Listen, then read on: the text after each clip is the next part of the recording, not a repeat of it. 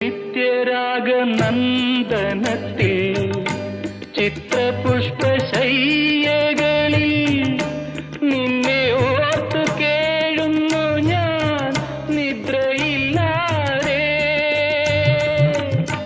രാത്രികൾ തൻ ശൂന്യതയിൽ പ്രേമപൂജ ചെയ്തിടുന്നു സത്യമായ നിൻ പ്രഭതൻ പൂക്കളില്ലാതെ.